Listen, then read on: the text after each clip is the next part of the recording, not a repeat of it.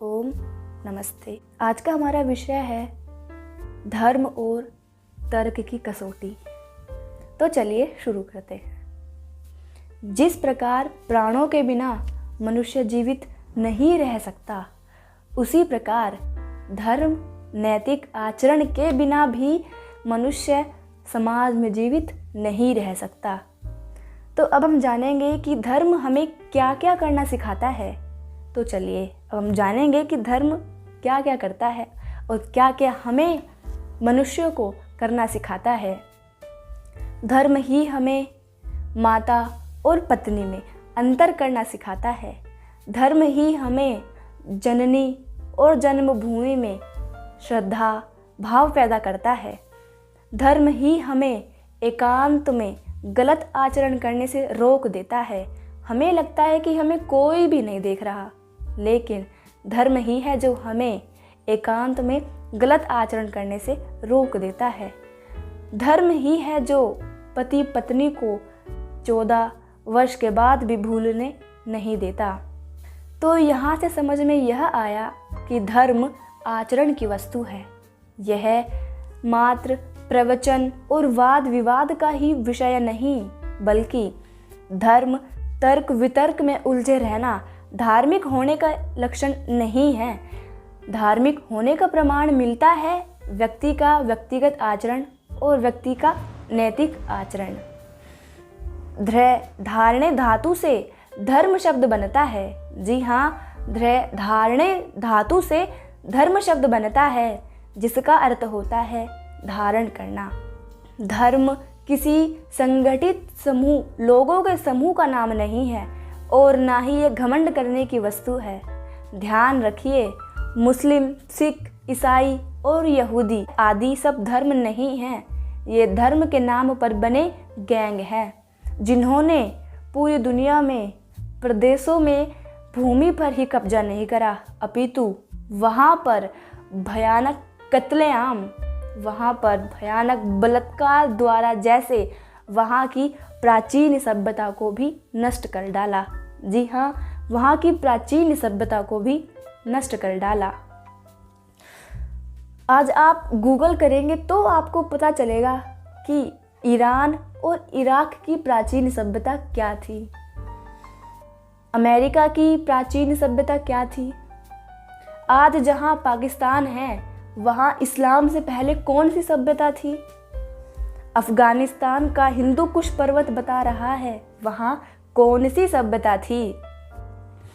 आज इन मजहबी gang, religion gangster ने पूरी दुनिया में धर्म के आड़ पर कत्लेआम मचा रखा है।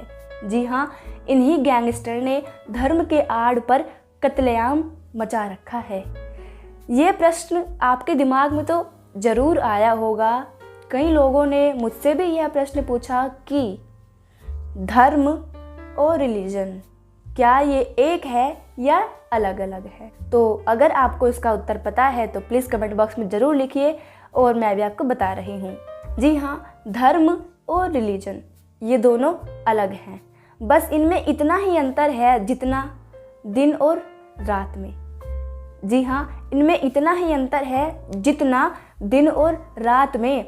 रिलीजन शब्द बनता है रेगुलेटर से, जिसका अर्थ होता है नियामक, अर्थात नियामक जहाँ दूसरों को बाहर से जबरदस्ती कंट्रोल किया जाए उसे रिलीजन मजहब कहते हैं।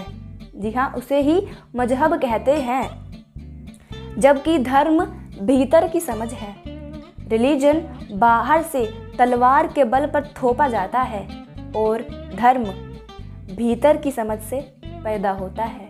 जी हाँ, धर्म भीतर की समझ से पैदा होता है।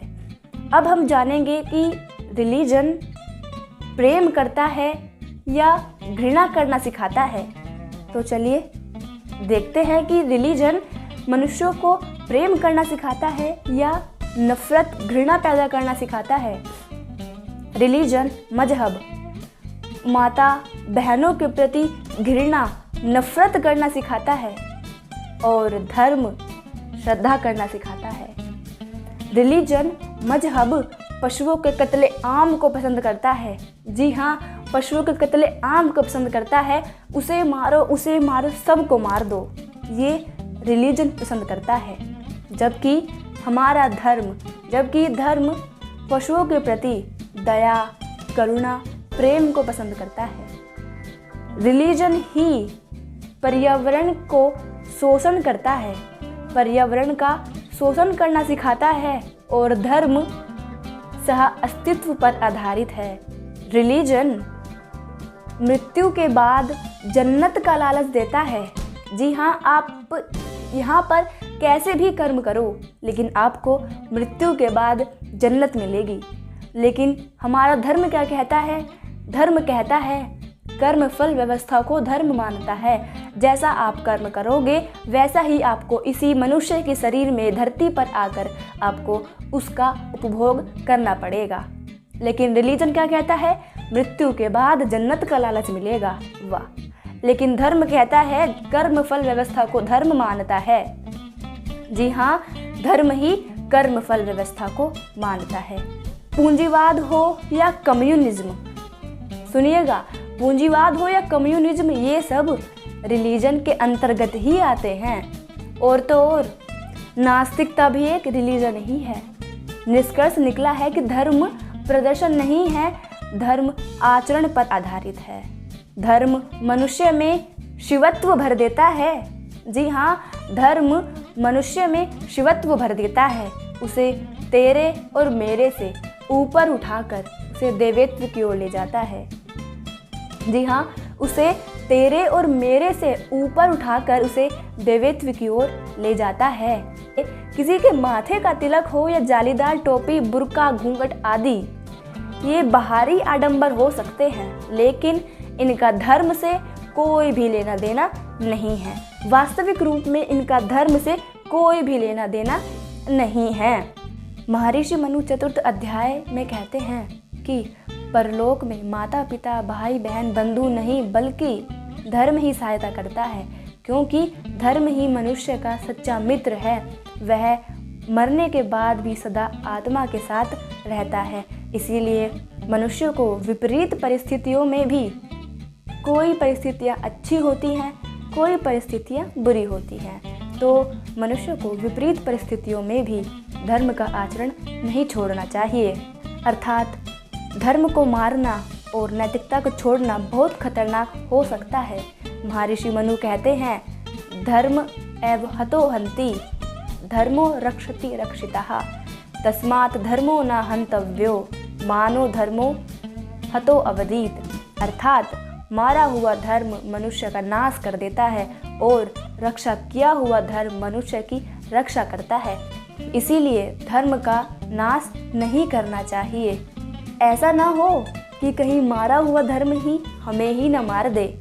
प्रश्न उठता है कि जिस धर्म की इतनी महिमा कही गई है वह धर्म कौन सा है? तो मनुस्मृति के इस 10वें श्लोक में धर्म के 10 लक्षण बताए गए हैं। धृति क्षमा दमोस्तेयम शोचम इंद्रिय निग्रह धीर्विद्या सत्यम क्रोधो दशकम धर्म लक्षणम। अर्थात धर्म के 10 लक्षण बताए गए हैं। धैर्य, क्षमा, आत्मा नियंत्रण, चोरी ना करना, पवित्रता, इंद्रियां संयम, बुद्धि, सत्य, विद्या और क्रोध ना करना। तो ये मनुस्मृति के 10वें श्लोक में धर्म के 10 लक्षण बताए गए हैं। आशा करती हूँ आपको ये मेरी छोटी सी वीडियो, छोटी सी विषय आपको समझ में आया होगा। तो इति ओम।